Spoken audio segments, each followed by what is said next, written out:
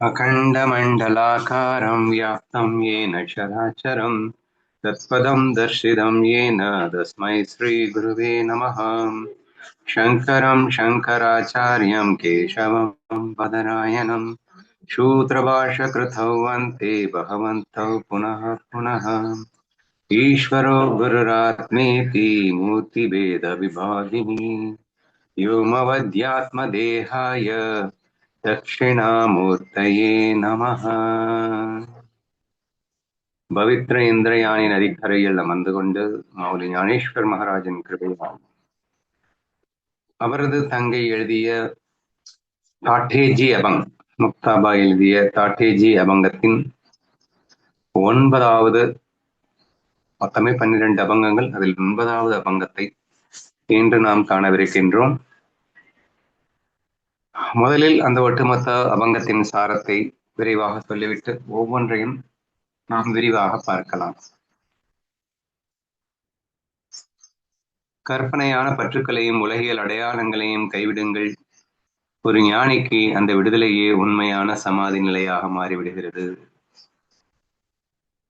நாம் யாருடன் வாதிடுவது? தர்க்கங்களும் விவாதங்களும் இருமை என்னும் உணர்வால் வரும் தீய விளைவுகளே.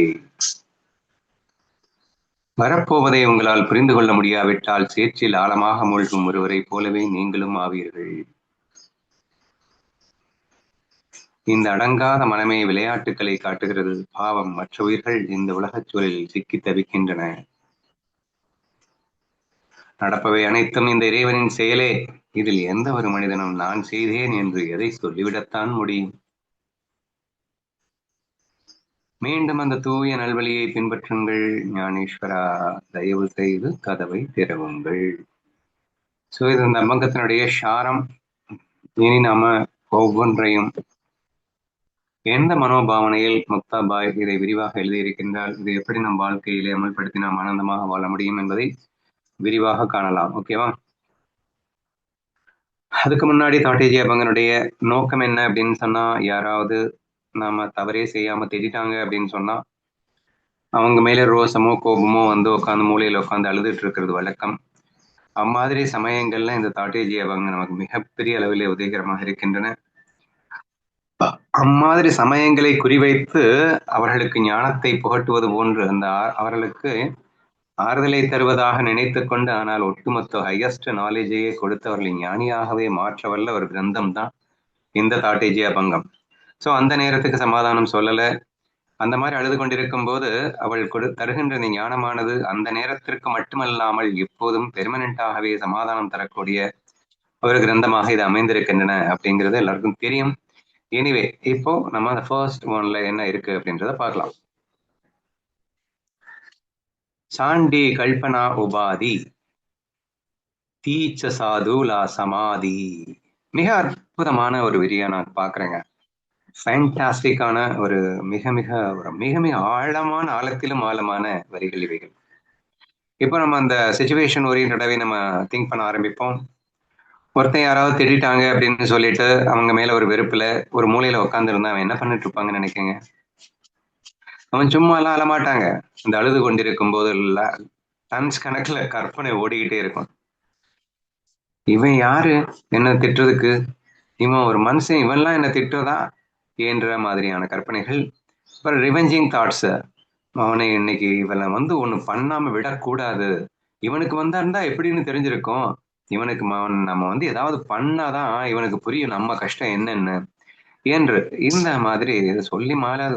இந்த கற்பனைகள் தேர்ந்தவர்கள்னா ரொம்ப நல்லா பேசலாம், நமக்கு அவ்வளவு வரமாட்டேங்குது. ஸோ இந்த மாதிரி நான் ஸ்டாப்பா கற்பனை சும்மா கட கட கட கட கட கடன்னு ஓடிக்கிட்டே இருக்கும். யாருக்குன்னா அந்த மாதிரி ஒரு சுச்சுவேஷன்ல வந்திருக்கிறவங்களுக்கு. ஏன்னா அவங்க திட்டாங்க, இப்ப நான் உட்காந்து அழுதுட்டு இருக்கேன். அழுகணும் அப்படின்னு சொன்னா you need a thought without which you cannot cry. ஏன்னா எல்லாமே மாய தானேங்க. நீ சிரிக்கணும்னாலும் எண்ணங்கள் வேணும், நீ அழணும்னாலும் எண்ணங்கள் வேணும். அந்த எண்ணத்தின் அடிப்படையில தான் அவனுக்கு சிரிப்போ வரணும் அல்லது அழுகையோ வரணும். ஏன்னா அவனுடைய சொரூப சுகம்ங்கிறது எந்த எண்ணங்களுக்கும் அப்பாற்பட்டு ஆனந்தமாக இருக்கின்றது. ஆனால் மனதிலே சிக்கொண்டால் அந்த மனதின் அடிப்படையில் உனது சுகதுக்கம் மாறி அமைகின்றது.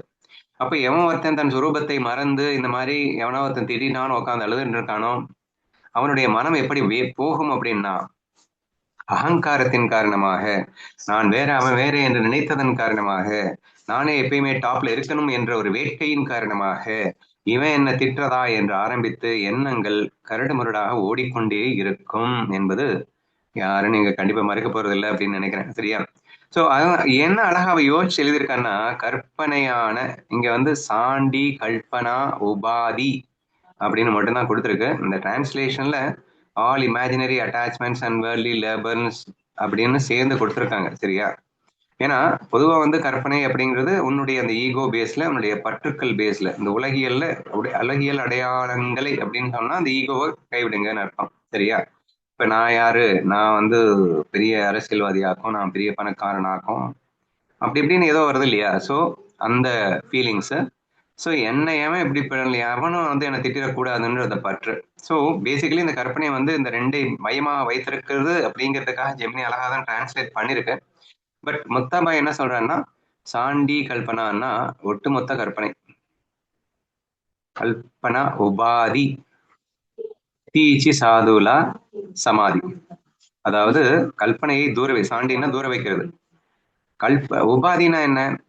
உபாதினாலே அது உண்மை இல்லை, அது வேஷத்துக்காக பொய்க்காக உற்பத்தி பண்ணதுதான் உபாதி. அப்ப கல்பனைனாலே அது உபாதி தான். அப்ப ஒரு மாயில ஒரு நடிகர் வந்து நடிக்கிறதுக்காக கொடுக்கப்படுறதுதான் வந்து இந்த கல்பனை இல்லையா? இந்த மனசனுடைய வேலையே அந்த வேஷத்திற்காக தானே, மனமே வேஷம் தானே என்றெல்லாம் தெரியும். சரியா? அதை தூர போட்டா அதுக்கு பேர் தான்டா சமாதி. என்ன அழகா சொல்லி முடிக்கிற பாருங்களேன். ஸோ தேர்ஃபோர் கல்பனையை தூரப்போடு, ஏன்னா அது வெறும் வேஷம் என்பதால், அது வெறும் மாயை என்பதால் கல்பனையை தூரப்போடு. இதுதான் அந்த ஃபர்ஸ்ட் ஒன்ல அழகா சொல்றா. அதான் இங்க வந்து கற்பனையான பற்றுக்களையும் உலகியல் அடங்காலயங்களையும் கைவிடுங்கள் அப்படின்னு சொல்லியிருக்கு. ஸோ இது ஏன் இந்த இடத்துல ரொம்ப ஹெவியா நமக்கு யூஸ் ஆகும் அப்படின்னு சொன்னா, உன்னுடைய ஈகோ இன்க்ரீஸ் ஆகிறதுக்கும் உன்னுடைய பற்று இன்க்ரீஸ் ஆகிறதுக்கும் இந்த கற்பனை தான் காரணம். அதுவும் அந்த மாதிரி பர்டிகுலர் இன்சிடென்ட்ல ஓடுகின்ற கற்பனைங்கிறது வேற ரேஞ்சு. அந்த இன்டென்சிட்டி அப்படின்னு சொல்லுவாங்க ஆங்கிலத்துல. ஒரு அழுத்தம், இன்டென்சிட்டினா ஒரு ஹை ப்ரெஷர்ல அந்த எண்ணங்கள்லாம் ஓடும் அப்படின்னு வச்சுக்கோங்களேன். அண்ட் ஹை எமோஷன்ல அந்த எண்ணங்கள்லாம் ஓடும். நம்ம conscious subconscious mind class discuss பண்ணும்போது என்ன சொல்லுவோம்னா, எந்த அளவுக்கு உன் எமோஷனோட ஒரு தாட்டை நீ வந்து போடுறியோ அந்த அளவுக்கு அது ஆழமா போய் பதியும் அப்படின்ற மாதிரி நம்ம சொல்லுவோம். அந்த எண்ணங்கள் அவ்வளவு ஈஸியா மறக்கவே மறக்காது அப்படின்னு எல்லாம் நம்ம சொல்லியிருக்கோம் இல்லையா?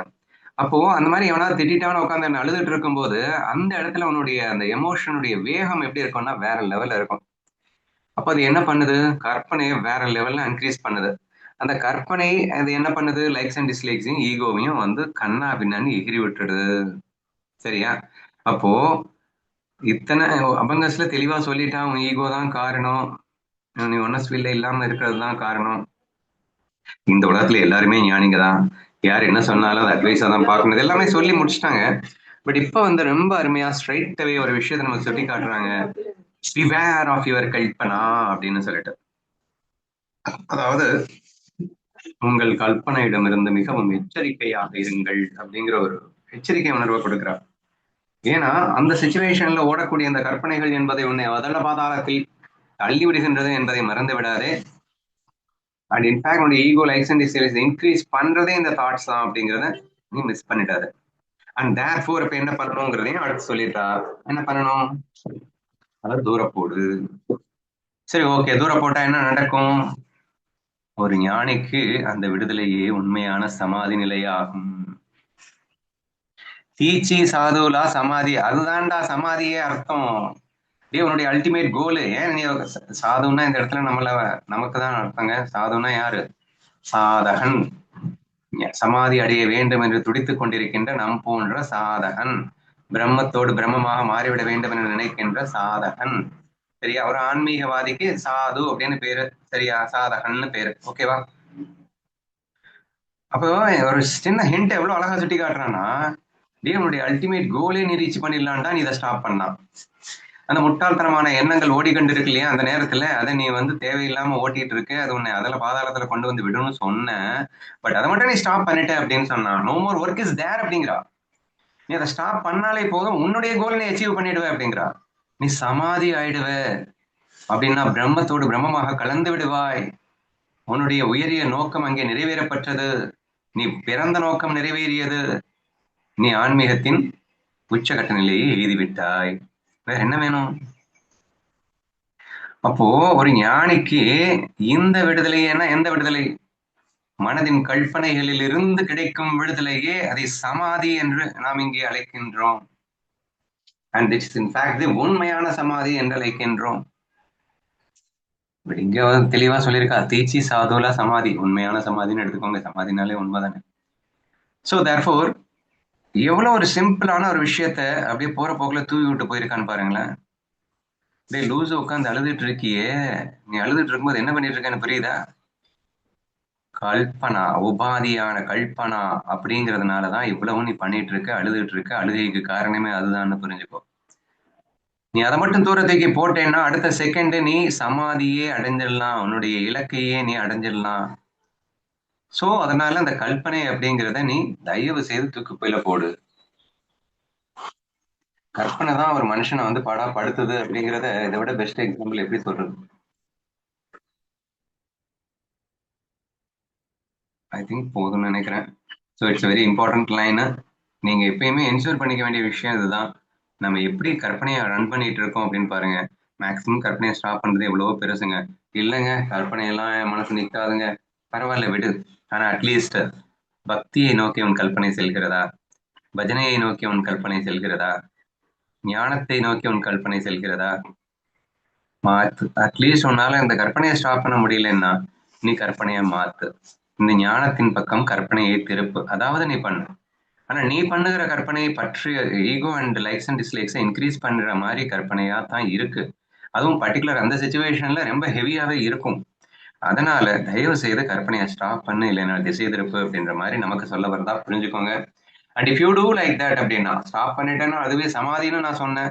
அட்லீஸ்ட் ஞானத்தை பக்கம் திரும்பினாலும் படிப்படியாக அந்த எண்ணங்கள் மறைந்து நீ அந்த சமாதி நிலையை எழுதுவதற்கு அது உதவிகரமாகவே இருக்கும் அப்படிங்கிறத நாம வந்து எடுத்துக்க வேண்டிய ஒரு முக்கியமான விஷயமா நம்ம இந்த ஃபர்ஸ்ட் வெர்ஸ்ல புரிஞ்சுப்போம்.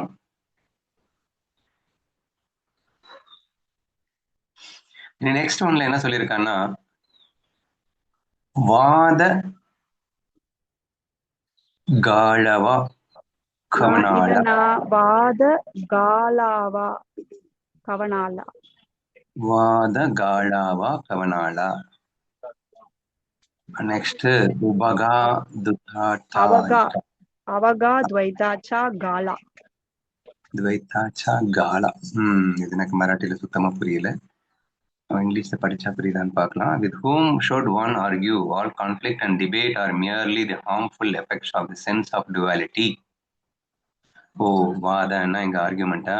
வாத காலாவா கவனாளா.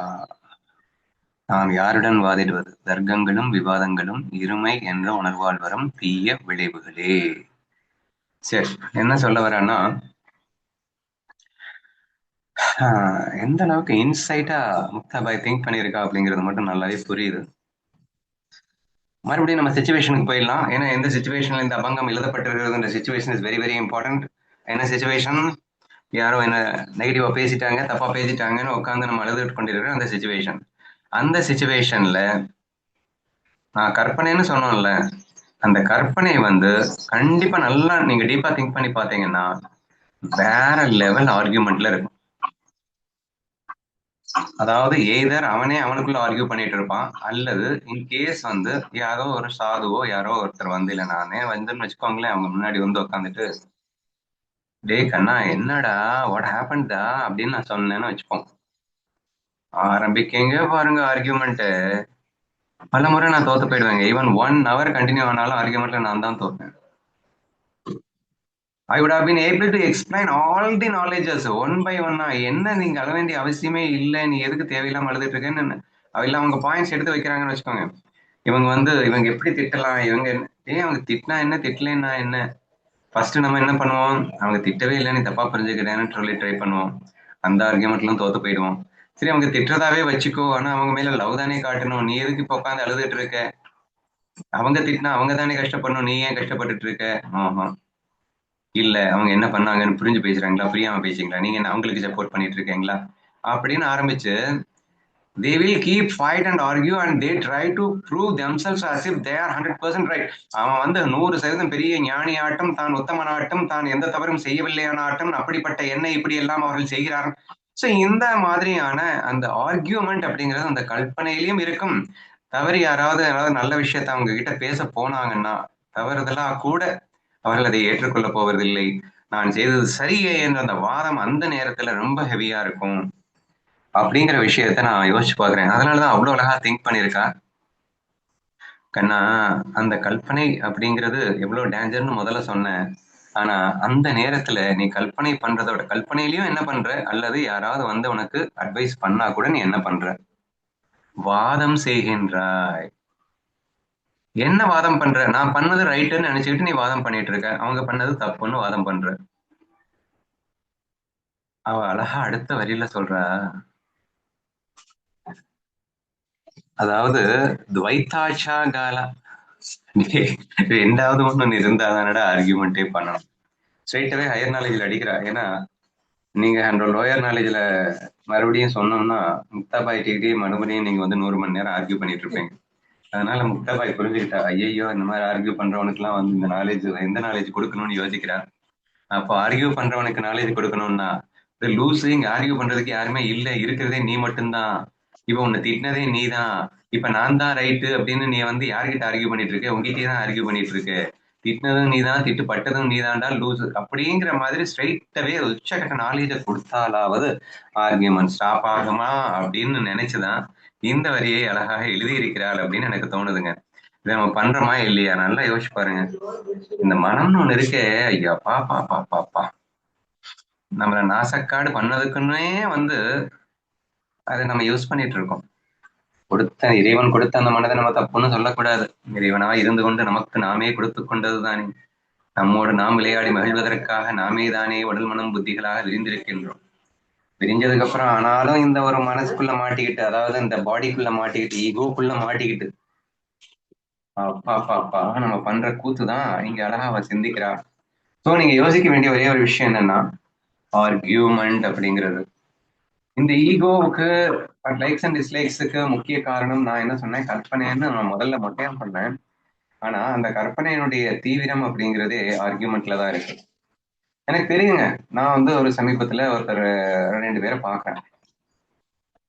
அவங்க 2 பேருக்குள்ள ஒரு நாளைக்கு 3 மணி நேரம் 4 மணி நேரம் ஈவன் சம்டைம்ஸ் 5 hours நான் ஸ்டாப்பா டிஸ்கஷனே போயிட்டு இருக்கு. என்னத்தான் டிஸ்கஸ் பண்ணுவாங்கன்னு தெரியலையே. நம்ம தாட்டேஜி அபங்கையே வந்து 1 மணி நேரத்துல டிஸ்கஸ் பண்ணி முடிச்சிடறோம். ஆனா இவங்க வந்து நம்ம தாட்டேஜி பங்க்ல 1 மணி நேரத்துல 5 வருஷம் டிஸ்கஸ் பண்ணி முடிச்சிடறோம். அவங்க ஒரு வரி எடுத்திருக்கோம், அந்த ஒரு வரியை அவங்க நாள் முழுக்க டிஸ்கஸ் பண்ணிட்டு இருக்காங்க.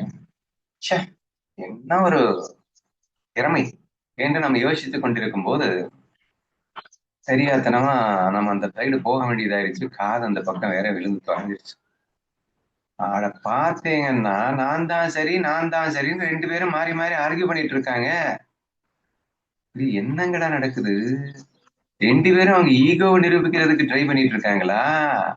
அப்புறம்தான் புரிஞ்சது அவங்களுக்கு அந்த 5 மணி நேரம் 5 நிமிடமாக ஓடிடுது. எவ்ரிடே 5 மணி நேரம் சண்டை போடுறாங்க, 5 நிமிஷமா ஓடி போயிடுது.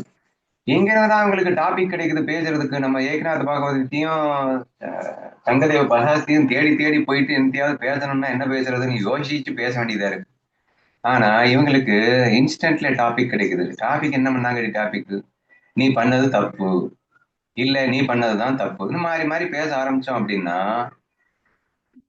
நான் ஸ்டாப்பா மணிக்கணக்கில் டைம் போறதே தெரியாம ஓடிக்கிட்டே இருக்குங்க. நான் பேசுறது ஜோக்கு நினைக்காதீங்க. உங்க லைஃப்ல நீங்களும் அதுதான் பண்ணிட்டு இருக்கீங்க. நீங்க இமேஜின் பண்ணி பார்த்தீங்கன்னா நீங்களே அக்செப்ட் பண்ணுவீங்க. எங்கெல்லாம் நான் ஸ்டாப்பா நீங்க ஆர்கியூ பண்றீங்க அப்படின்னா அங்க உங்க ஈகோவை நீங்க நிலைநிட்டணும் அப்படின்னு நீங்க பண்ணினா மட்டும்தான் அந்த மாதிரி பண்ணவே முடியுங்க. And if you are ready to destroy your ego அப்படின்னு சொன்னா நீங்க தவறே பண்ணலைனாலும் அம்பரீஷன் மாதிரி அவங்க சொன்னால ஓகேங்க அப்படின்னு அக்செப்ட் பண்ணிட்டேன். அப்புறம் ஆர்கியூ பண்றீங்க என்னடா வேலைங்க? Where is there to argue if you are ready to accept your ego? ஈகோவை நான் வந்து காப்பாற்றணும்னு நினைக்கும் போது தானே நான் ஸ்டாப்பா ஆர்கியூமெண்ட் போய்கிட்டே இருக்கு. So this is what happening இல்லையா? ஸோ தேர்ஃபோர் மிக அழகாக யோசித்து எழுதியிருக்கின்றால், லூஸு ஆர்கியூ பண்ணாத. ஏன்னா நீ தாண்டா அது நீ யாரை திட்டிட்டு இருக்கியோ அது நீதான்டா. நீ யார்கிட்ட ஆர்கியூ பண்ணிட்டு இருக்கியோ அதுவே நீதான்டா. யாரை டிஃபென்ஸ் பண்ணிட்டு இருக்கியோ அதுவே நீதான்டா. இங்க இருக்கிறதே நீதானடா. நீதானடா அந்த வேஷத்துலயும் இருக்க, இந்த வேஷத்துலயும் இருக்க. உன்னை யாரா வேஷத்தை உண்மை நம்பி உன்னையே நீ மறக்க சொன்னா? மறந்ததுனாலதான்டா இப்படி மாட்டிட்டு அழுதுன்னு இருக்கேன்னு அவளுடைய அந்த ஃபீலிங்கை வந்து அழகா இந்த இடத்துல எக்ஸ்பிரஸ் பண்ணியிருக்கிறதா நான் பாக்குறேன். கொஞ்சம் இமேஜின் பண்ணி பாருங்க என்ன அழகா அவ சிம்பிளா சொல்றா. ஆர்கியூ பண்ணாத. ஏன்னா ஏன்னா உங்ககிட்ட எப்படி நீ ஆர்கியூ பண்ணுவ? டுவாலிட்டியில தானே பண்ண முடியும். ரெண்டுன்னு ஒண்ணு இருந்தா தானே பண்ண முடியும். ரெண்டுன்னு இல்லைன்னு அதாவது நான் அவனை அப்படின்னு ரெண்டு வேணும் இல்ல. நான் நீ உன்னிடத்தில் பேசுகிறேன் ஏதாவது ரெண்டு இருந்தா தானே. ரெண்டுன்னு ஒண்ணு இல்லடா. சும்மா நான் அதுக்கு மாயையில நீயே தானடா ரெண்டா இருக்க. ஏன்டா இப்படி பண்ற? யோசிச்சு பாருங்க எந்த அளவுக்கு துல்லியமாக நம்மை புரிந்து வைத்துக் கொண்டு அழகாக இந்த வரிகளை எல்லாம் எழுதி வைத்திருக்கின்றால் என்பதை உங்களால் உணர முடியும். therefore it's another tip. மனதுக்குள்ள நீங்களா கற்பனை பண்ணும் போதே அவேர்னஸோட எச்சரிக்கையோட நீங்க முக்தாபா என்ன சொன்னான்னு யோசிச்சு பாருங்க. இது உங்களை ஈகோவையும் லைக்ஸ் அண்ட் டிஸ்லைக்ஸையும் வளர்க்கறதுக்கு நீங்க கற்பனை பண்றீங்களா அல்லது அழிக்கிறதுக்கு கற்பனை பண்றீங்களான்னு ரொம்ப ஈஸியா ஐடென்டிஃபை பண்ணிடலாம். உங்க மோஸ்ட் ஆஃப் தி டைம் உங்களுடைய கற்பனைகள் உங்களுடைய ஈகோவை இன்க்ரீஸ் பண்றதுக்காக மட்டும்தான் ஓடிட்டு இருக்கோம் அப்படின்றத ஈஸியாவே நீங்க புரிஞ்சுக்கலாம். ஓகேவா? இனி நெக்ஸ்ட் அப்கோர்ஸ் சொல்லவே தேவையில்லை ஆர்கியூமெண்ட். ஸோ வாயை திறந்தா சும்மா நான் தான் சரின்னு நிரூபிக்கிறதுக்காக வேற லெவல் ஆர்கியூ பண்ணுவேங்க. நேற்று கூட ஒரு ஃப்ரெண்டுகிட்ட பேசிட்டு இருந்தேன். அந்த ஃப்ரெண்டு கிட்ட அவன் ஒரு தப்பு பண்ணிட்டான். ஆனா அவன் நேரடியா தப்ப ஒத்துக்க சொன்னா அவன் வந்து ஒத்துக்க மாட்டான். சரியா? சரி, இருந்தாலும் பரவாயில்ல, நமக்கு ஒரு கடமை இருக்கு. நண்பன் வந்து ஹர்ட்டும் ஆகக்கூடாது. அஹிம்சையின் வாசீக லட்சணம் அப்படிங்கிறபடி பார்க்கும்போது யாருடைய குற்றத்தையும் நேரடியா சொல்லி அவங்கள புண்படுத்திடாதீங்க அப்படின்னு வேற ஞானேஸ்வர் மகாராஜ் சொல்லிட்டாரு. அப்படிங்கிறதுனால சரி இருந்தாலும் சொல்லாம இருக்க முடியாது, நம்ம நண்பனாச்சே நேசிக்கிறோமே என்று சொல்லி நம்ம சுத்தி வளைச்சு இன்டைரக்டா வந்து நீங்க தப்பு பண்ணல ஆனாலும் தப்பே நீங்க பண்ணல அப்படின்னு சொல்லிட்டு இழுத்து நாமளும் ஒரு 3 நாள் 4 நாள் வண்டியை ஓட்டிட்டு இருந்தோம். சரியா? வண்டியை நாமளும் ஓட்டிக்கிட்டே இருக்கோம். அங்க வந்து ஆர்கியூமெண்ட் பாத்தீங்கன்னா வெளுத்து நான் எப்படியாக்கும் நான் அப்படியாக்கும் உங்களுக்கு என்ன தெரியும் என்று வாதம் வாதம் வாதம். ஐயோ என்ன பண்றதுன்னு தெரியலையே. அதாவது ஒரு திருடன் இருக்கான்னு வச்சுக்கோங்களேன். அந்த திருடனை டே நீ திருட்டுறது தப்புன்னு உனக்கு தெரியுமா அப்படின்னு கேட்டா, சை திருட்டெல்லாம் ஒரு மனுஷன் பண்ணுவானா? அவன் திருடுறத நான் கண்ணார பார்த்துட்டேன். இப்போ அந்த திருடுறத தப்புன்னு நான் அவனுக்கு புரிய வைக்கணும். சரியா? புரிய வைக்கணும்னா நேரடியா போயிட்டு டே லூசு நீ இவ்வளவு மோசமான இருப்பேன்னு நினைச்சு கூட பார்க்கலடா, ஏன்டா திருடுன அப்படின்னு அந்த ஆதாரத்தை கொண்டு போய் காட்டி கையும் கழுவுமா அவனை திருடேன்னு சொன்னா அவன் மனசு கஷ்டப்படுமா இல்லையா? அதாவது அகிம்சையின் வாதிகள் லட்சணத்தை மீறின மாதிரி ஆயிடாதா என்றெல்லாம் நினைத்து கொண்டு நாம வந்து கொஞ்சம் டிஃப்ரெண்டா அவங்க அவங்க செல்ஃபா ரியலைஸ் பண்ணணும். நமக்கு என்னங்க, நம்ம அடுத்தவங்களை குற்றம் சொல்லி ஏதாவது செய்ய போறோமா? அவங்க தவிர அவங்களாம் உணர்ந்து அவங்க திரும்பவும் வந்து அதை பண்ணாம இருக்கணும் அப்படிங்கிறதுக்காக நாம வந்து மெதுவா ஒரு 3-4 நாளா வந்து திருடுறது தப்பு தானே, ஆமா திருடுற மாதிரி ஒரு மோசமான தொழில் இருக்கான்னு 1/2 மணி நேரம் ஆர்கியூ பண்றாங்க. என்னடா அது திருட்டுத்தனம் பண்ணிக்கிட்டு எப்படி ஆர்கியூ பண்றாங்களே, எப்படி புரிய வைக்கிறதுன்னு தெரியலையேன்னு சுத்தி முத்தி கடைசியில புரிய வைக்கலாம் அப்படின்னு ட்ரை பண்ணி தோத்து போனதுதாங்க மிச்சம். கடைசியில தான் திருட்டு தொழிலை பண்ணி எப்படி எந்த அளவுக்கு மோசமா இருந்ததுன்னா இந்த கையும் கழுவுமா திருடனை இறுக்கி பிடிச்சுக்கிட்டு ஏன்டா திருடுன அப்படின்னு கேட்டா, நீங்க திருடன்னு இப்படி நீங்க கேட்டிருந்தா நான் தான் சொல்லியிருப்பேன்ல. ஆமா திருடிட்டேன். டே நீ திருடுனையா அப்படின்னு ஆதாரத்தை காட்டாம கேட்கும் போதெல்லாம் திருடலன்னு தானே சொல்லிட்டு இருந்த. ஆமா இப்ப வந்து ஆனா இங்க இப்படி இல்ல கேட்கணும். ஆதாரத்தை காட்டி கேட்டீங்கன்னா நாங்க தான் அடுத்த செகண்ட் ஒத்துட்டு இருப்போம்ல. நீங்க ஆதாரத்தையே காக்காம நீங்க வந்து நான் திருடினதை நீங்க கண்டுபிடிக்காம சும்மா நாச்சுக்கும் நீங்க வந்து திருட தப்பு தப்புன்னு சொல்லிட்டு இருக்கீங்களாக்குன்னு நினைச்சுக்கிட்டு நானும் வந்து திருடலன்னு சொல்லிட்டு இருந்தேன். நீங்க கண்டுபிடிச்சிட்டீங்க பிடிச்சிட்டீங்கன்னா அது அப்பவே சொல்லியிருக்க வேண்டியதானே. நான் திருடினது தெரிஞ்சு போயிடுச்சுன்னா ஆமான்னு ஒத்துட்டு இருந்திருப்பேன்ல அப்பவே அப்படின்னு அப்ப கூட ஆர்கியூமெண்ட். யா தீ எனக்கு மடியை பிச்சுக்கலாமான்னு ஆயிடுச்சு. என்னடா இந்த ஆர்கியூமெண்ட்டுக்கு அளவே இல்லையா? முக்தாபா என்ன தெளிவா யோசிச்சு எழுதியிருக்கான்னு பாருங்களேன். ஆர்கியூ பண்ணாதே ஆர்கியூ பண்ணாதே ஆர்கியூ பண்ணணும்னு நினைச்சாலே நீ ஈகோவை இன்க்ரீஸ் பண்றதுக்காக மட்டும்தான் ஆர்கியூ பண்ணுவ. நீ ஈகோவை டெஸ்ட்ராய் பண்ணணும்னு நினைச்சேன்னா அக்செப்டன்ஸ் மட்டும்தான் இருக்கும். அம்பரீஷன் பெரிய எக்ஸாம்பிள். அவன் பண்ணாத தப்ப வந்து அங்கே சொல்லப்படுகிறது மனமும் வந்து அக்செப்ட் பண்ணி ஏத்துக்கிறதுக்கு தயாரா இருக்கான். ஆனா இங்கே பண்ணிய தவறை கையங்களமாக பிடித்த தவற்றை சுட்டி காட்டும் போது கூட அங்க அக்செப்டன்ஸ் வர்றதுக்கு இவ்வளவு கஷ்டமா இருக்கு. இங்க ஃபுல் ஆஃப் ஆர்கியூமெண்டா இருக்கு. தன்னுடைய ஈகோவை நிலைநாட்டுறதுக்கு மட்டும்தான் முயற்சி நடக்குது அப்படின்னு சொல்லிட்டு இருந்தா அப்படின்னு முக்தாபாய்க்கு அது தோணி இருக்கு. அதனாலதான் அப்படி எழுதியிருக்கா அப்படின்னு புரிஞ்சுக்கோங்க. சரியா? சோ இந்த ஆர்கியூமெண்ட் அப்படிங்கிறது ஈகோவை இன்க்ரீஸ் பண்ணுமே தவிர உண்மையில அது நமக்கு எந்த வகையிலையும் உதவாது. அக்செப்டன்ஸ் இருந்தது அப்படின்னா ஆட்டோமேட்டிக்கா ஈகோ டிஸ்ட்ராய் ஆகும். எல்லாத்தையும் விட ஸ்ட்ரெயிட் நாலேஜை கொடுத்துட்டா இங்க டுவாலிட்டியே இல்ல, அதனால ஆர்கியூ பண்ணி சின்ன சின்ன நாலேஜ் என்ன கொடுத்தாலும் நீ மறுபடியும் ஆர்கியூ பண்ணுவ. அதனால இது எதுக்கு அப்படின்னு சொல்லிட்டு, அம்மா நீ யார்கிட்ட ஆர்கியூ பண்ணிட்டு இருக்க, எதுக்கு ஆர்கியூ பண்ணிட்டு இருக்கேன்னு எனக்கு தெரியல. நீ திருடன் இல்லைன்னு உனக்கே நீ நிரூபிச்சிட்டு இருக்க, உனக்கு எல்லாமே தெரியும்டா, ஏன்டா எனக்கு தேவையில்லாம இப்படி பண்ணிட்டு இருக்க என்று நேரடியாக ஹையஸ்ட் நாலேஜே கொடுத்து இந்த ஆர்கியூமெண்ட்டை உடைக்கும் ஒரு விஷயத்த எக்ஸ்பிளைன் பண்ணியிருக்கா அப்படின்ற மாதிரி புரிஞ்சுக்கோங்க. It is such a dangerous thing இந்த ஆர்கியூமெண்ட் அப்படிங்கிறது. ஏன்னா ஆர்கியூமெண்ட் அப்படிங்கிறது நல்லதுன்னு கூட சொல்லுவாங்க. இப்போ தர்க்க சாஸ்திரா அப்படின்னு இருக்குங்க ஆன்மீகத்துல. தர்க்கத்தின் வாயிலாகவே எப்படி நீ யார் என்பதை விசாரம் பண்ணி புரிஞ்சுக்கிறது அப்படின்னு சொல்லிட்டு தர்க்க சாஸ்திரம்னு ஒண்ணு இருக்கு. அப்போ நான் யார் அப்படின்னு இப்ப நானே கூட 1:30 மணி கிளாஸஸ்ல நீங்க கவனிச்சீங்கன்னா வேணும்னே நீங்க ரெண்டு சைடா பிரிஞ்சுக்கோங்க, நீங்க 2 பேரும் சண்டை போடுங்க அப்படின்னு நம்ம சொல்லியிருக்கோம் இல்லையா?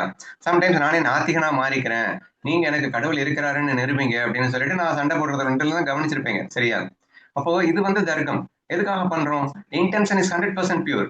நம்ம ஈகோ உடைக்கிறதுக்காகவே, நான் யாருன்றதை புரிஞ்சுக்கிறதுக்காகவே 100% அந்த ஒரு ஆப்போசிட்டான ஆர்கியூமெண்ட்ஸை கொண்டு போயிட்டு நம்ம உடைக்கிறதுக்காக, அதாவது நம்ம மனசு என்னென்ன சாக்கு சொல்லி நம்மளை தப்பிக்க பார்க்குதோ அந்த சாக்குகளை எல்லாம் கூட நாம் ஞானத்தால் உடைத்து நமக்கு கன்ஃபியூஷனே இல்லாம நான் யார் என்று புரிந்து கொள்வதற்காக தர்க்கம் செய்வது அப்படிங்கிறது வேற.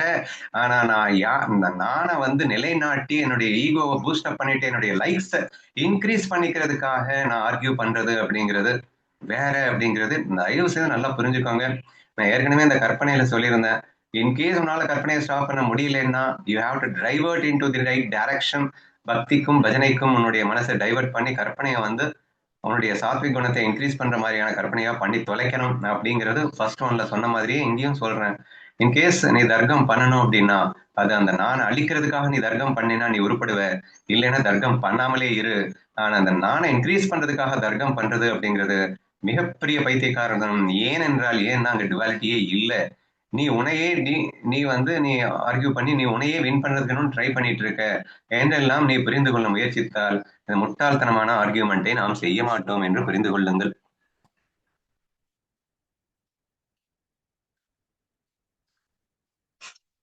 நெக்ஸ்ட்,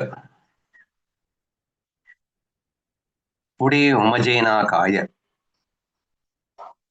புடுத்யாட்சி கோல பாய. புடேனா எதிர்வரும் அப்படின்னு அர்த்தம், மேற்கொண்டு மேலே வரப்போவதை. அடுத்து என்ன வரப்போறது அப்படின்னு தெரியலன்னா நீ கோலன்னா ஆழமா மூழ்கி போயிடுது அப்படிங்கிற. கால் ஆழமாக மூழ்குது அப்படின்னு இங்கிலீஷ்ல படிக்கிறேன். If you cannot understand that what lies ahead, you will be like a person whose feet are sinking deeper into the mire. வரப்போவதை உங்களால் புரிந்து கொள்ள முடியாவிட்டால் புடத்தியாச்சே கோல பாயன்னு தான் கொடுத்துருக்கு. சேற்றில் அப்படிங்கிறது மராட்டியில கொடுத்த மாதிரி தெரியலையே. புடத்தியாச்சைனா மூழ்குதல் அர்த்தம், கோல அப்படின்னா ரொம்ப ஆழமா, பாயனா காடு. இப்போ கால் வேற இதுல மூழ்கும், சேத்துல தானே மூழ்க முடியும் அப்படிங்கிற மாதிரி அந்த சேருங்கிறத இவன் எக்ஸ்ட்ரா ஆட் பண்ணிக்கிட்டான். சோ வரப்போவதை உங்களால் புரிந்து கொள்ள முடியாவிட்டால் சேற்றில் ஆழமாக மூழ்கும் ஒருவரை போல நீங்களும் ஆவீர்கள். ஓகே, எக்ஸாம்பிள் தானே. சோ ஒருத்தன் சேற்றில் ஆழமா மூழ்கிட்டு இருக்கான்னா அவனுடைய வேதனை, அவனுடைய கஷ்டங்கள் எப்படி இருக்கும் அப்படிங்கிறத எக்ஸாம்பிளா பார்க்கவங்க. அப்படித்தான் நீங்களும் ஆகி போவீர்கள். எப்போ அப்படின்னா if you R unable to understand what happens next அப்படின்னு மாதிரி கொடுத்துருக்கு. சரி, இது என்ன ஒரு இன்டென்ஷன்ல முக்தாபாய் எழுதியிருப்பா அப்படிங்கறத நம்ம பார்க்கலாம். அதாவது ரிசல்ட், கடமையை செய் பலனை எதிர்பாராதேன்னு கண்ணன் சொல்லியிருக்கானே, முக்தாபாய் ஏன் ரிசல்ட் எதிர்பார்க்கணும் அப்படின்னு சொல்லியிருக்கா அப்படிங்கிற மாதிரி உங்களுக்கு தோணலாம். ஆக்சுவலி புத்தியே நமக்கு வேலை செய்யாதுங்க நம்ம லைக்ஸ் அண்ட் டிஸ்லைக்ஸ்லயும் ஈகோலையும் இருந்தா. நம்ம லைக்ஸ் அண்ட் டிஸ்லைக்ஸ்ல ஈகோல இருக்கும்போது நம்ம செய்கின்ற அந்த செயல் என்ன மாதிரியான பின்விளைவுகள் ஏற்படுத்தும் அப்படிங்கிறது சுத்தமா புரியாதுங்க. ஏன்னா இவன் வந்து உத்தம புத்திரன் மாதிரி இவன் நல்லவன் நினைச்சுக்கிட்டு இவன் பண்றதுனால இருப்பான், எல்லாமே நல்லதா தான் நடக்கும், நமக்கு கஷ்டமே வராது அப்படின்னு இவனா நினைச்சுக்கிட்டு இவனையே ஏமாத்திட்டு இருப்பான். அப்படின்றப்போ he can't understand what will happen in future. அதனுடைய கான்சிக்வன்சஸ் என்னவா இருக்கும், இதனுடைய என்ன டேஞ்சர் இருக்கும், ஒரு மண்ணும் வந்து இவனுக்கு தெரியாது. சரியா? அப்போ வரப்போவதை புரிந்து கொள்ளணும் அப்படிங்கிறார். ஏன் வரப்போறதை புரிஞ்சு கொள்ளணும்? நீ உட்காந்து மண்டையை உடைச்சுலாம் புரிஞ்சுக்கணும்னு அவசியம் இல்லை. நீ ஈகோ இல்லாம லைக்ஸ் அண்ட் டிஸ்லைக்ஸ் இல்லாம இருந்தா நீ செய்யக்கூடிய இந்த காரியங்களுடைய பின்விளைவு என்னவாகும்ன்றது ஆட்டோமேட்டிக்கா உனக்கு புரியும். ஆனா நீ ஈகோல இருந்தேன்னா, நீ லைக்ஸ் அண்ட் டிஸ்லைக்ஸ்ல இருந்தேன்னா, நீ ஒரு உனக்கே நீ பெரிய பள்ளம் தோண்டிட்டு இருப்ப, அதுல மூழ்கி நீ செத்து போக போற அப்படிங்கிறது உனக்கே தெரியாது.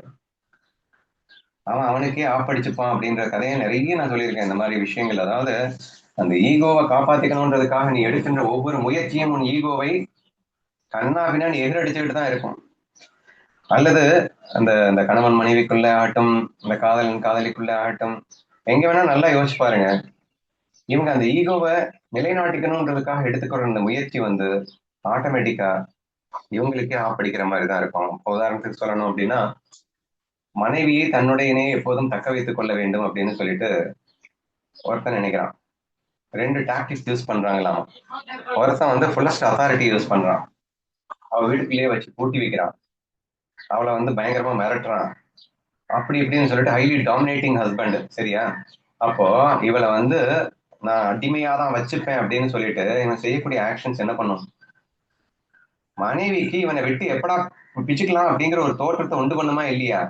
இவள் எங்கே என்னை விட்டு போய்விடுவாளோ என்று பயந்து கொண்டு அவன் செய்கின்ற ஒவ்வொரு செயலுமே அவள் தன்னை விட்டு ஓட வைக்கும் ஒரு செயலாகத்தான் அமையும் என்று உங்களுக்கு புரிகிறதா? In fact it is happening in many பிளேசஸ்ங்க. ரொம்ப கொடுமையா இருக்கும். என்ன பண்றது? சோ அப்படி நடந்து கொண்டுதான் இருக்கின்றன என்று நீங்கள் புரிந்து கொள்ள முயற்சி செய்யுங்கள். ஓகேவா? சரி, ரொம்ப சாதுவான ஹஸ்பண்ட் தான்.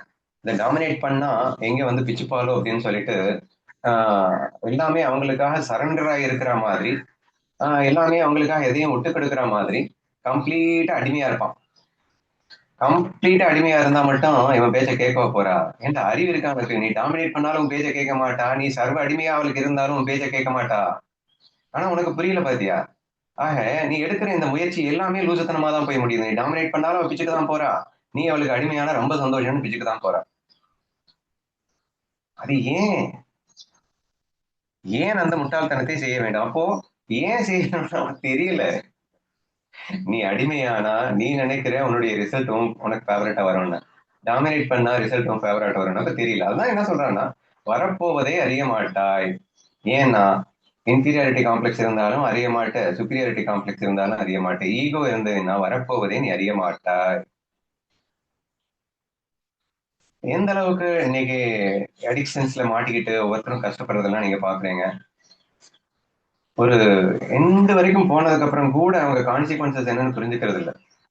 இப்ப நிறைய பேர் இந்த பாய் ஃப்ரெண்ட்ஸ் கேர்ள் ஃப்ரெண்ட்ஸ் எல்லாம் பழகிக்கிறதெல்லாம் நீங்க பார்த்துருப்பீங்க. அவங்க பாட்டுக்கு வந்து எக்ஸ்ட்ரீமா பழகிட்டு இருப்பாங்க.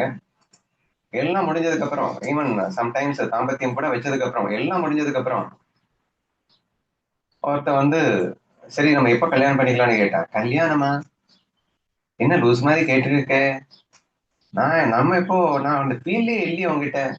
இல்ல எல்லாமே நம்ம பண்ணோமே, அது சும்மா நாச்சுக்கும் பண்ணோம், இதுல என்ன இருக்கு அப்படின்னு பேசிக்கிறாங்களாம். சரியா? சரி, இதனுடைய பின் விளைவுகள் என்ன? ஏன்னா ஒரு லிமிட்டுக்கு மேல நீ போயிட்டே இருக்கேன்னா அவன் என்ன தப்பா புரிஞ்சுப்பான், அவன் எப்படி ஃபீல் பண்ணுவான், அதனால அவன் பாதிப்பானா நீ பாதிப்பியா? ஒரு மண்ணு யோசிக்கிறது இல்லை.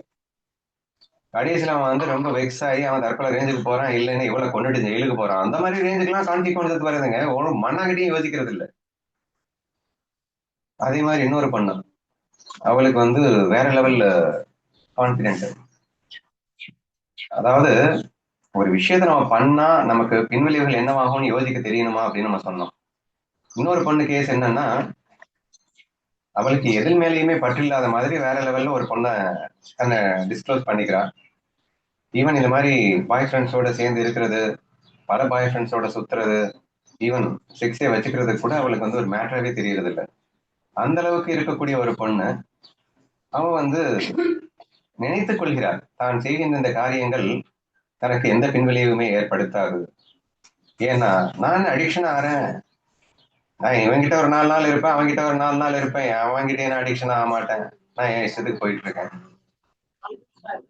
இப்படி நீ பண்ற ஆக்ஷன் எல்லாமே லைக்ஸ்ல பண்ணிட்டு இருப்பியாக்கும், ஆனா நீ அடிக்ட் ஆகாம நீ போயிட்டு இருப்பியாக்கும்.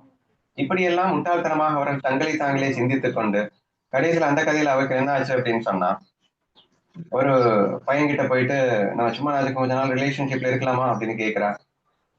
இவனும் 100% ப்ராமிஸ் பண்றான், இன்ஷூர் பண்ணிக்கோமா ரிலேஷன்ஷிப்ல சும்மா நாளைக்கு தான் இருக்கணும், நீ பாட்டுக்கு நாளைக்கு வந்து எனக்கு கல்யாணம் பண்ணலாம் சொல்லிட கூடாது அப்படின்னு. சரின்னு சொல்லிட்டு அவளுக்கு தான் பல பேருக்கு இருந்தது பழக்கம் தானே, இவங்கிட்டயும் இருக்கிறா. இவங்கிட்ட இருந்ததுக்கு அப்புறம் கொஞ்ச நாள் கழிச்சு, எனக்கு என்னன்னு தெரியல, எனக்குள்ள இப்படி ஒரு சேஞ்சஸ் நடக்கணும்னு எனக்கு புரியல, எனக்கு நீ இல்லாம வாழ்க்கை இல்லை, கண்டிப்பா எனக்கு கல்யாணம் பண்ணி போயிலேன்னு நான் செத்து போயிடுவேன் அப்படின்னு அவங்ககிட்ட சொல்றா. அண்ட் லக்கிலி அவங்க 2 பேரும் என்கிட்டயும் ஃப்ரெண்ட்ஸா இருந்ததுனால நேரா ஓடி வந்து என்ன அண்ணா உங்களுக்கு தெரியும் நாங்க சும்மா நாளைக்கு தான் ரிலேஷன்ஷிப்ல இருந்தோம், ஆனா இப்ப என்னால முடியாது, அவங்ககிட்ட கன்வின்ஸ் பண்ணி என்ன கட்டி வைங்க, இல்லைன்னா நான் செத்து போயிடுவேன் எங்கிட்டயே சொல்றேன். நான் என்ன சொல்ற வரேன்னா, பின்விளைவுகள் உங்களுக்கு புரிந்து கொள்ள முடியாது. உன் மனசு என்ன லட்சணத்துல மாறும்ன்றது உனக்கே தெரியாது. ஏன்னா லைஃப் அண்ட் டிஸ்லைக்ஸ்ல இருக்கடா. ஒரு பைத்தியக்காரன் என்ன பண்ணுவான்னு அந்த பைத்தியக்காரனுக்கு தெரியுமாங்க? எங்க தெளிவா சொல்லிட்டாரு, நீ லைக்ஸ் அண்ட் டிஸ்லைக்ஸ்ல இருந்தேன்னா உனக்கு புத்தி தடுமாற்றம் ஏற்படும், நீ என்ன செய்ய போறேன்னு உனக்கே தெரியாது, நீ லூஸ் ஆயிடுவே அப்படின்னு சொல்லிட்டாரா இல்லையா? ஆனா நீ எப்படி நம்புற? நான் வந்து விழமாட்டேன், நான் அடிக்ஷன்ல எல்லாம் விழமாட்டேன், நீ இருக்கிறதே லைக்ஸ் அண்ட் டிஸ்லைக்ஸ்ல ஈகோல, நீ அடிக்ஷன்ல விழமாட்டேன்னு எந்த தெனாவட்டில பேசிட்டு இருக்கேன்னு எனக்கு தெரியல. இப்படித்தான் பின்விளைவுகளை நீங்கள் அறியவே மாட்டீர்கள். முக்தாபாய் அந்த வேதனையோட பேசிட்டு இருக்கா. சரியா? நீ லைக்ஸ் அண்ட் டிஸ்லைக்ஸ்ல ஈகோல இருந்தா பின்விளைவுகளை அறிய மாட்டாய். ரெண்டாவது என்ன நடக்கும்? எப்படி ஒரு புதைகுழியிலே சிக்கி கொண்டவன் அப்படியே புதைந்து போவானோ, அப்படி கடைசியில கொஞ்சம் கொஞ்சமாக புதைந்து போவா. எந்த அளவுக்கு ஒரு எக்ஸாம்பிளோட எச்சரிக்கை பண்றான்னு பாருங்களேன். எங்க புதைகுழியில சிக்கிட்டா தப்புக்குன்னு ஒரே நொடியில எல்லாம் வந்து மூழ்கிட மாட்டோம். Sometimes even it will take one day. மெதுவா கால் உள்ள போயிட்டே இருக்கும், கொஞ்சம் கொஞ்சமா கொஞ்சம் கொஞ்சமா மூழ்கிட்டே இருப்போம், கடைசியில புசுக்குன்னு போக வேண்டியதான். எப்படி புதைகளிலே வீழ்ந்தவன் கொஞ்சம் கொஞ்சமாக முற்றிலும் மூழ்கி செத்து விடுவானோ, அப்படி அடுத்து வரப்போவதை நீ உணராமல் போவாயே, ஆனால் செத்தே போயிடுவே. எச்சரிக்கையா இரு. லைக்ஸ் அண்ட் டிஸ்லைக்ஸ் ஈகோல இருக்காத. இதை விட என்ன எச்சரிக்கை பண்றதுன்னு எனக்கு தெரியல. சரியா? So therefore please try to ensure your self. ஆனா நீங்க கேட்கலாம், அவதான் தெளிவான கான்சிக்வன்சஸ் தெரியலன்னு எங்க சொல்றா? 100% நாங்க அடிமையாக மாட்டோம் அப்படின்னு ஸ்ட்ராங்கா சொல்லிட்டு தானே இருக்கா. அவளுக்கு கான்சிக்வன்சஸ் தெரியுது. இது அப்பட்டமான பொய்யுங்க. 100% அப்பட்டமான பொய். தெரியாமலாம் இருக்கோ? 100% அவங்களுக்கு தெரியும் லைஃப் அண்ட் டிஸ்லைக்ல இருக்கோங்கிறதும் தெரியும், ஈகோல இருக்கோம்னு தெரியும். இருந்தா நம்ம நாளைக்கு புதைகுழியில மாட்டிட்டு இருக்கோம்னு கூட தெரியுங்க. நான் இன்னும் நாளாவே சொல்லுவேன். என்ன ஒரு கொடுமை பாருங்க, புதைகுழியில மாட்டியாச்சு, ஒரு கால்வாசி நீ உள்ளே போயாச்சு. உள்ள போனதுக்கு அப்புறம் அந்த லூசி ஈகோ சொல்லிட்டு இருக்கோம், நீ புதைய மாட்ட, நீ மூழ்க மாட்ட, உனக்கு ஒண்ணு ஆகாது, நீ இப்படியே கண்டினியூ பண்ணு என்று அந்த ஈகோவையும் லைக்ஸ் அண்ட் டிஸ்லைக்ஸையும் காப்பாற்றி தோணுங்க. Do you think that they don't know that they will not drown? அவங்க மூழ்க மாட்டாங்கன்னு நினைச்சிட்டு இருக்கீங்களா? இது அவங்களுக்கு தெரியாதுன்னு நினைச்சிட்டு இருக்கீங்களா? அந்த கான்சிக்வன்சஸ் பத்தி நீங்க சொல்லிட்டு இருந்தீங்களே, கான்சிக்வன்சஸ் தெரியலன்னா நீ செத்து போயிடுவே அப்படின்னா, கான்சிக்வன்சஸ் தெரியும். புதைக்குள்ள எல்லாம் மாட்டிட்டு இருக்க, கொஞ்சம் கொஞ்சமா போயிட்டு இருக்க, நீ செத்து போவேன்னு உனக்கு தெரியாதோ? ஆனாலும் உள்ளுக்குள்ள இருந்து ஒரு ஈகோ சொல்லுவான், ஒரு லைக்ஸ் அண்ட் டிஸ்லைக் சொல்லணும், கண்டிப்பா எனக்கு ஒரு பெரிய எவனோ ஒருத்தன் வருவான், என்னை காப்பாத்துவான், நான் வந்து மூழ்க மாட்டேன் அப்படின்னு திமிரா பேசிட்டு உன்னை ஏமாத்திட்டு இருக்கோண்டா. தயவு செய்து அவனை நம்பாத. ஏன்? உனக்கே தெரியும்ல கான்சிக்வன்சஸ் என்னென்ன நடந்தா என்னென்ன பண்ணணும்னு. பின்ன ஏன் உன்னையே நீ ஏமாத்திட்டு இருக்க? உண்மையான கான்சிக்வன்சஸ் தெரிஞ்சிருந்தும் தப்பான கான்சிக்வன்சஸை வச்சு உன் மைண்ட் ஏமாத்திட்டு இருக்கிறது அதுவும் தெரியும்ல உனக்கு. ஏமா இப்படி பண்ற என்றெல்லாம் நீங்கள் சிந்தித்து பார்த்தீர்கள் என்றால் இந்த கான்சிக்வன்சஸ் கேர்ஃபுல்லா இருங்க. நீங்க லைக்ஸ் அண்ட் டிஸ்லைக்ஸ்ல இருந்தாலும் இல்லைனாலும் உங்களுக்கு கான்சிக்வன்சஸ் தெரியும். ஆனா அது ஏமாத்திட்டு இருக்கும் நீங்க லைக்ஸ் அண்ட் டிஸ்லைக்ஸ்ல ஈகோல இருந்தா.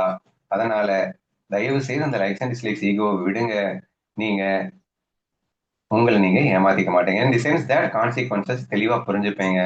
கான்சிக்வன்ஸ் புரிஞ்சிச்சுன்னா புதைகளில இருந்து ஏன் நீங்க வந்து மூழ்க போறீங்க? வெளியில வந்துருவீங்க. சரியா? Automatically you will not get drowned your self. உன்னை நீ மூழ்கடித்துக் கொள்ள மாட்டாய். விளைவுகளை தெளிவாக புரிந்து கொள். அகங்காரமும் வெறுப்பும் என்னை புதையுளிலே மொத்தமாக தள்ளிவிடும் என்ற விளைவினை தெளிவாக புரிந்து கொள். ஆதலால் அந்த விளைவினை உத்தேசித்து நீ தப்பிச்சுக்கோ அப்படின்னு இந்த பர்டிகுலர் ஓவி மிக அழகாக நம்மை எச்சரிப்பதாக நான் காண்கின்றேன்.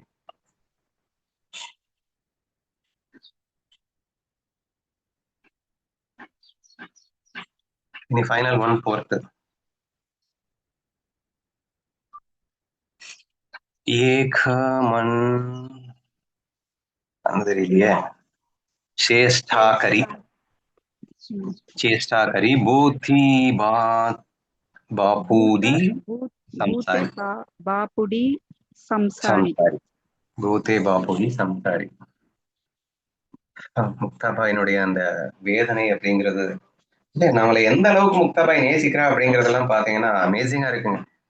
என்ன சொல்லியிருக்கா அப்படின்னா, டே இந்த மனசுதான்டா டேஞ்சரு, இந்த மனசுங்கிற எமந்தாண்டா உன்னை இப்படி பாடாப்படுத்திட்டு இருக்கு.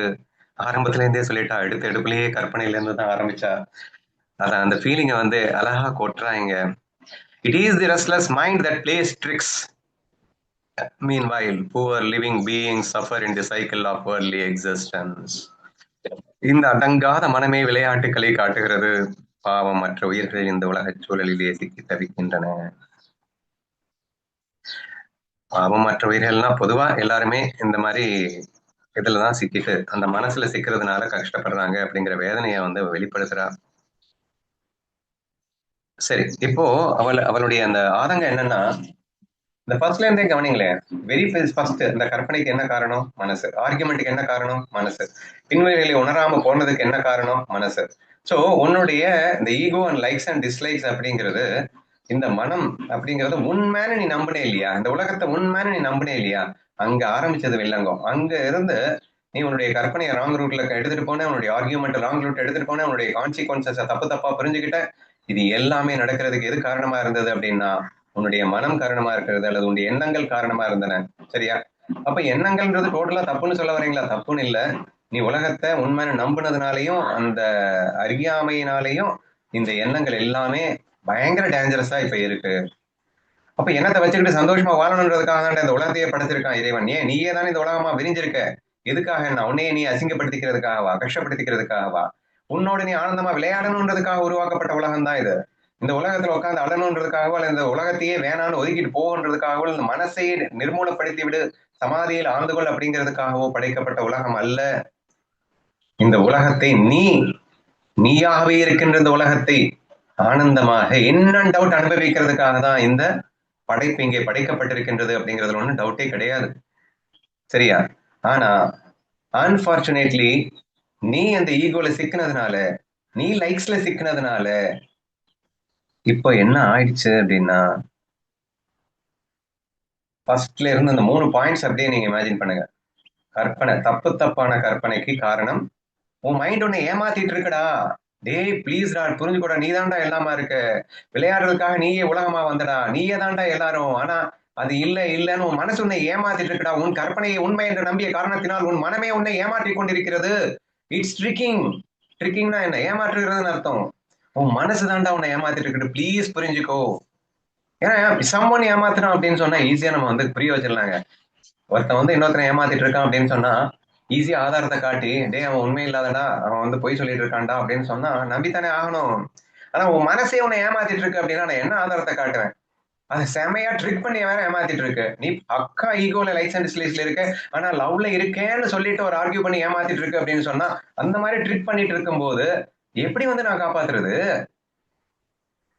சோ அந்த ஃபீலிங்க்கு அது காரணம் என்னன்னா உன் மனசு உன்னை ட்ரிக் பண்ணிட்டு இருக்கு, ஏமாத்திட்டு இருக்கு. சோ முக்தபா என்ன சொல்றாங்கன்னா, நான் முதல்ல சொன்ன அந்த 3 பாயிண்ட்டுமே இந்த மனசுடைய கோமாளித்தனத்தினாலதான் நீ விழுந்துட்டு இருக்க. கற்பனையை ராங் ரூட்ல எடுத்துட்டு போறது உன் ட்ரிக்கியான மைண்டு.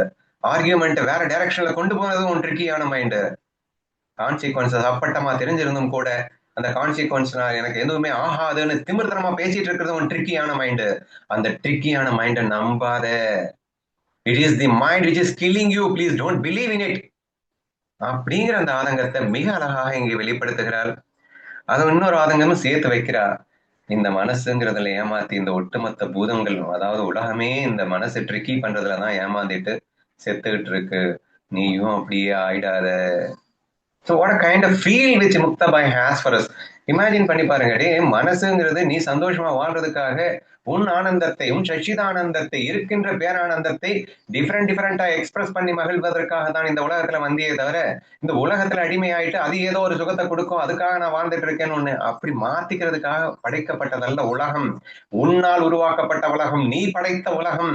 அதில் நீயே சிக்கி போயிட்டு அழுதுட்டு இருக்கிறதுக்காகவா படைச்ச? அதை அனுபவிக்க வேண்டாமா? அனைத்தும் நான் என்ற உணர்வில் அனுபவிக்க வேண்டாமா? ஆனந்த உணர்வினை வெளிப்படுத்துகிறேன் என்ற ஃபீலிங்ல அனுபவிக்க வேண்டாமா? நீ அழு, சிரி, என்ன வேணா பண்ணு, அது முழுக்க முழுக்க ஆனந்தத்தின் வெளிப்பாடாக இருக்க வேண்டாமா? என்னங்க இது? நீ திருட கூட பண்ணு, திருட்டுத்தனம் கூட பண்ணிக்கோ, பட் யூ ஷுட் டூ நோனா வாட் இஸ் மாயா. மாயானா என்னன்னு தெரியணும் இல்லைங்க. இன்னைக்கு குட் மார்னிங் மெசேஜ் படிங்க யாராவது.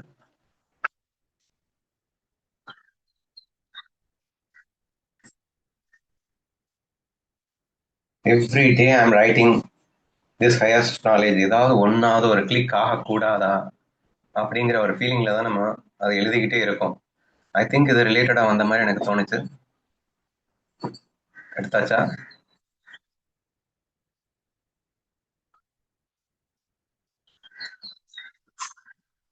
நானே எடுத்துறேன்.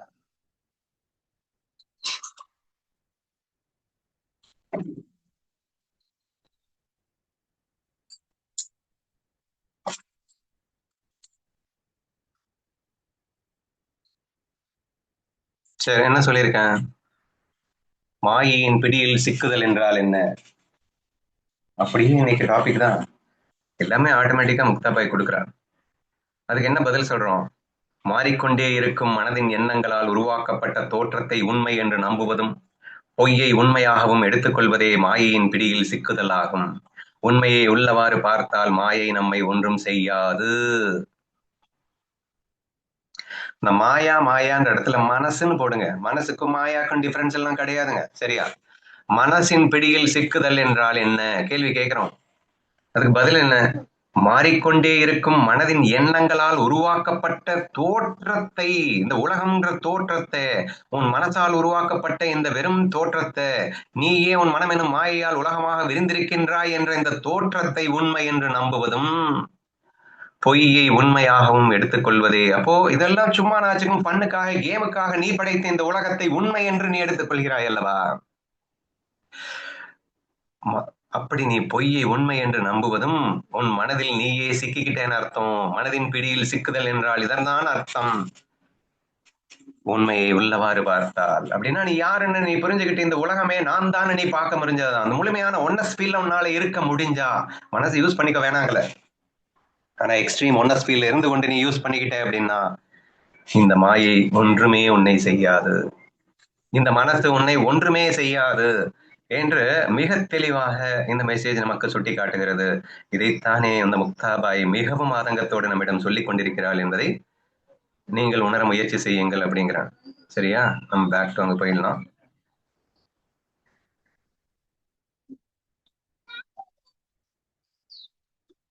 இந்த அடங்காத மனமே விளையாட்டுக்களை காட்டுகிறது. உன் மனதுதான் உன்னை இப்படியெல்லாம் ஏமாற்றிக் கொண்டிருக்கின்றது. ஐயோ, அத்தனை பேரும் இப்படியே தான் சிக்கிக் கொண்டிருக்கிறார்கள். அனைவருமே இந்த மனதில் சிக்கியதால் அல்லவா துன்பப்பட்டுக் கொண்டிருக்கிறார்கள். அப்ப ஏன் டோட்டல் துன்பத்துக்கு காரணமே உன் மனசுதான் என்று புரிகிறதா என்ற ஒரு அற்புதமான விஷயத்த இந்த பர்டிகுலர் வேர்ஸ்ல நமக்கு சுட்டி காட்டியிருக்கா. We will go to the move next one.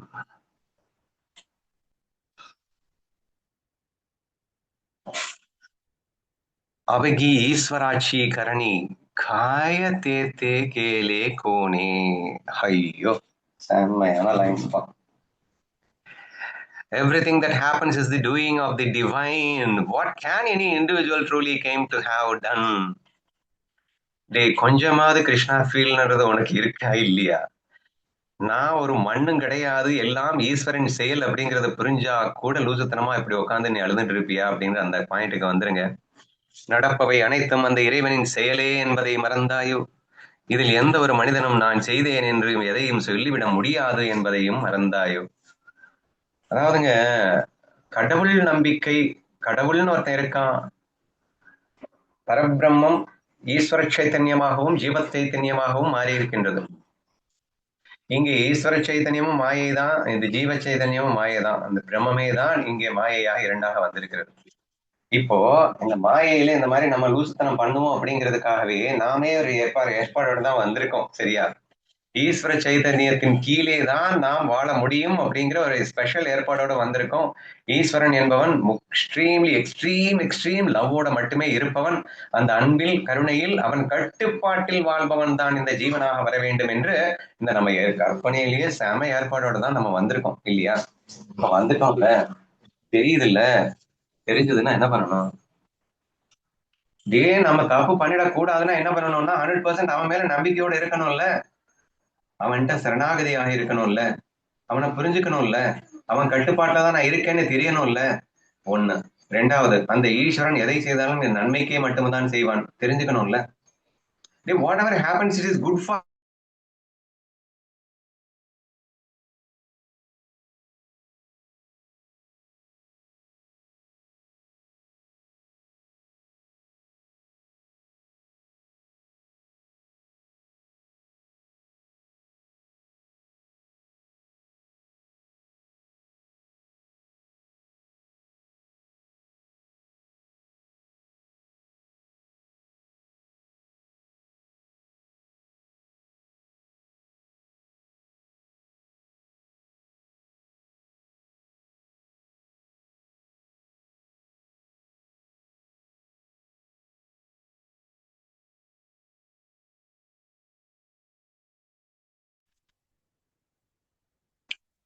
Sorry friends, actually net problem, current போயினதுனால கட் ஆயிடுச்சு. ஒரே ஒரு நிமிஷம்.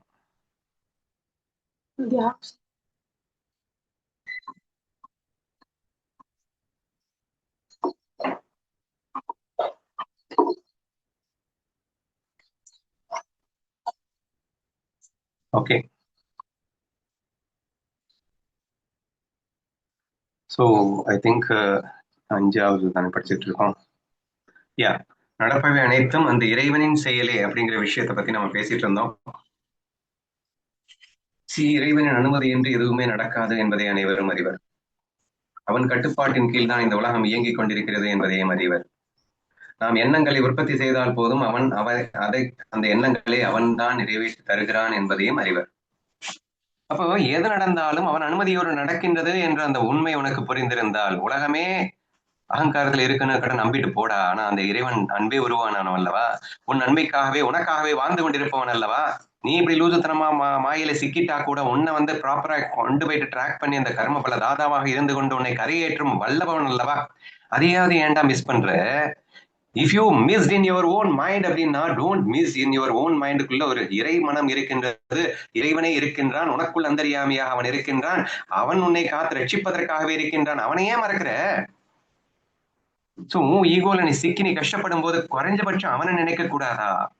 இறைவன் ஒருத்தன் இருக்கான், அவன் கட்டுப்பாட்டுல தான் எல்லாமே நடந்துட்டு இருக்கு, அவன் இன்றி அனுபவம் அசையாது, அவன் செய்வதெல்லாம் நன்மைக்கேன்றதை ஃபீல் பண்ணக்கூடாதா? உட்காந்து எவனா திட்டான்னு அழுதுட்டு இருக்கான்னு திட்டினது யாரு? இறைவன் அனுமதியோட தான் நடந்திருக்கு.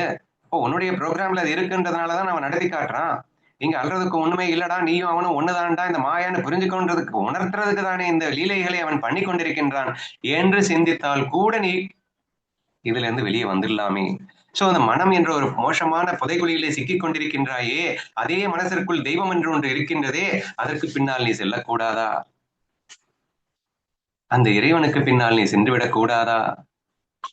மனசுங்கிறது மாயதான், ஆனா அந்த மனசுக்குள்ள அற்புதமான இறைமனமும் ஒண்ணு இருக்குல்ல. நீ ஏன் துஷ்ட மனதுக்கு பின்னாடியே போற? அந்த இறை மனசுக்கு பின்னாடிதான் போயேன், அது உன்னை காப்பாத்திடுமே. மனசு விட்டுதான் உன்னால வெளியே வர முடியலன்னு நினைக்கிறேன். மனசுக்குள்ளே இருந்துக்கோ, ஆனா அந்த இறைவனின் துணையோடு இருக்க வேணாமா? இறைவனை நம்பி வாழ வேணாமா? அந்த இறைவனை கதி என்று வாழ வேணாமா? அவன் உன்னை காப்பாத்துறதுக்கு தான்டா இருக்கான். பின்ன ஏன் அவனை வந்து நிராகரிச்சுட்டு நீ அப்படி என்ன நீ பெரிய ஆளா? நீ உனக்கே தெரியும் நீ லூசு, நீ எப்படி வேணா ஈஸியா லைக்ஸ் அண்ட் டிஸ்லைக்ல விழுந்துருவேன்னு தெரியும்ல. இன்னொன்னும் தெரியும்ல, இறைவன் ஒருத்தர் இருக்கான், அவனை காப்பாத்துறதுக்காகவே இருக்கான், அவன் எப்பயுமே இருக்கான், கூடவே இருக்கான், தெரியும்ல. அவன்கிட்ட ஒப்படைச்சிட்டாவது நீ வந்து என்னத்தையும் பண்ணி தொலையேன். இங்க என்ன ஒரு ஃபீல், என்ன ஒரு அந்த முக்தாபாயினுடைய ஃபீல் பாருங்க. நீ என்னத்தையோ ஆசைப்பட்டு தொலைச்சிட்ட, அதை சரணாகதியில் இருந்து கொண்டு நீ செஞ்சுதான் பாரு. இறைவன்ட்ட உன்னை ஒப்படைச்சிட்டு தான் நீ செஞ்சுதான் பாரு. அவன் ஒவ்வொரு நொடியும் நன்மைக்காகவும் மகிழ்ச்சிக்காகவுமே வாழ்ந்து கொண்டிருப்பவன் என்பதை தெரியும் அல்லவா? தெரிந்த பின்ன அவனையே உதாசீனப்படுத்திட்டு அப்படி என்னடா உன் ஈகோக்கு பின்னாடி போயிட்டு இருக்க, உன் லைக்ஸ் அண்ட் டிஸ்லைக் பின்னாடி போயிட்டு இருக்க. வேணாங்கல. ஆனா யாருக்கு அதிகம் இம்பார்ட்டன்ஸ் கொடுக்கணும்? நீ ஒரு லூஸ், நீ ஒரு லிமிடெட் கான்சியஸ்னஸ், அது அன்லிமிடெட் கான்சியஸ்னஸ், அது அல்ட்ரா பவர்ஃபுல், அது அறிவாளி, நீ லூஸ். இதெல்லாம் தெரியும்ல உனக்கு. தெரிஞ்சதுக்கு அப்புறமா அவன்கிட்ட ஒப்படைக்காம உனக்கு பின்னாடி உன்னை நம்பிட்டு நீ போற. அட்லீஸ்ட் அவன் கையை பிடிச்சிட்டாவது போய் தொலைய வேண்டியதானே. ஏன்னா அவன் யாரையுமே வந்து நீ இப்படித்தான் இருக்கணும்னு கட்டாயப்படுத்த மாட்டான். அவன் முழுமையான சுதந்திரத்தை கொடுத்தவங்க. அவன் ஏங்க சுதந்திரத்தை பறிக்க போறான்? முக்குணங்களில் எந்த குணத்தில் வேண்டுமானாலும் வாழலாம் என்று சுதந்திரத்தை கொடுத்தவனே அவன் தானே. அவன் சுதந்திரத்துல பறிச்சிருவானா? அவனை ஏமாத்திட்டு போகணும்னு நினைக்கிற? அவன் கையை பிடிச்சிட்டு போய் தொலைய வேண்டியதானே. ஏங்க தர்மர் வந்து சூதாட்டம் நினைக்கும் போது இத்தனைக்கும் பக்தி இருந்தது இல்ல. கண்ணன் இறைவன் என்பதை அறிந்திருந்தால் அவர்கள் வந்து நமக்கு நன்மைக்கு மட்டுமே கண்ணன் எதையும் செய்வான்னு அந்த 5 பேருக்கும் தெரியும்ல. ஆனா கண்ணனை கையை பிடிச்சிட்டு போயிருக்கலாம்ல. இந்த லூசு பைய துரியோதனன் கூட ஒரு சகுனியின் கையை பிடிச்சிட்டு ஆடுறான். ஆனா உனக்கு ஈகோல திமிரு பிடிச்சு போய் நீயே ஆடிடுவியா? எங்க அசுரனுக்கு கூட ஒரு சப்போர்ட் தேவைப்படுது. தெய்வாவுக்கு உனக்கு வந்து இவ்வளவு பெரிய சப்போர்ட் இருக்குன்றதை நீ ஏன் மறக்கிறேன்னு எனக்கு தெரியல. அசுரன் கூட வந்து ஈகோ இல்லாம இருக்கான்னு தெரியுது. சகுனியை நம்புறான்ல அவன். ஆனா இவன் வந்து இறைவனை நம்பலாம் இல்ல. அசுரனை நம்புறான் ஈஸி. அசுர தெய்வத்தை நம்புறது கஷ்டம் இல்ல. ஓஹோ, அப்படி வர்றியா? இல்லடா, இந்த தெய்வம் வந்து சுதந்திரத்தை பறிக்காதுன்னு தெரியுமா இல்லையா? தர்மனுக்கு வந்து கண்ணன் வந்து, கண்ணா நான் வந்து சூதாட போறேன், ஆனா நீ தான் வந்து எனக்கு ஹெல்ப் பண்ணணும். தப்பாச்சே அப்படின்னு கண்ணன். அது எனக்கும் தெரியும். ஆனா எனக்கு வந்து இப்போ நான் அடிக்ட் ஆயிட்டேன், நான் போய் ஆடணும்னு முடிவு பண்ணிட்டேன். ஆனா உனக்கு தெரியும், உன்னை சீட் பண்ணிருக்கலாம், நான் ஆட முடியாது.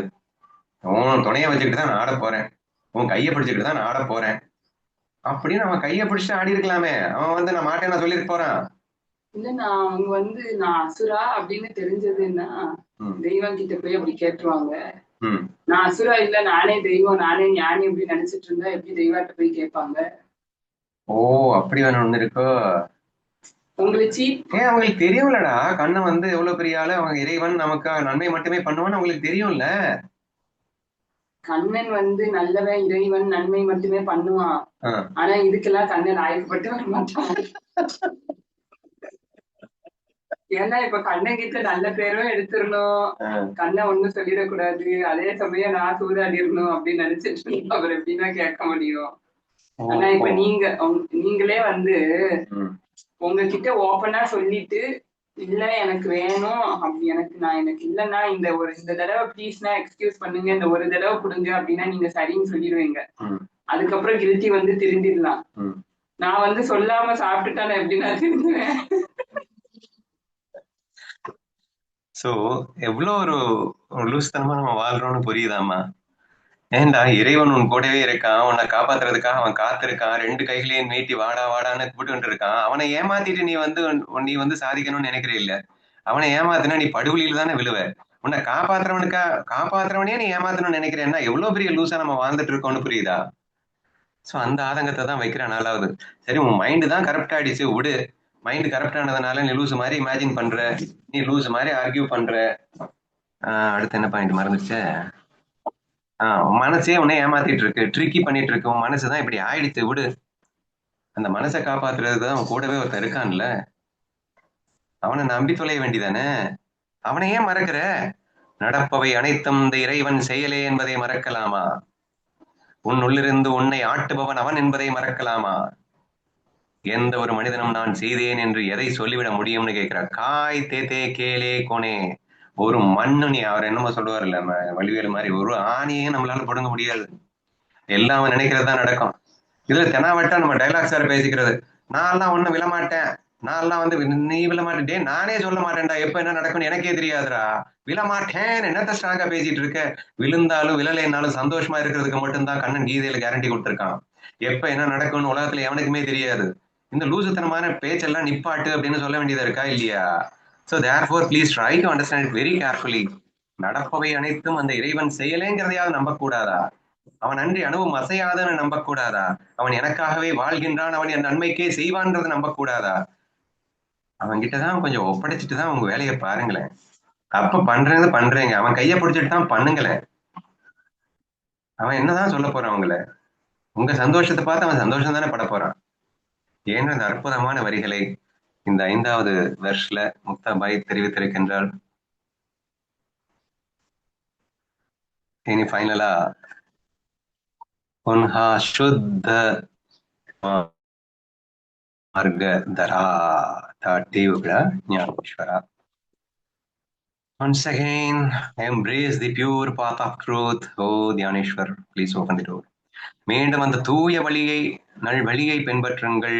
ஓ Srikanth, open the door of your heart and come out அப்படின்னு முக்தாபாய் மீண்டும் அழைத்து விட்டார்.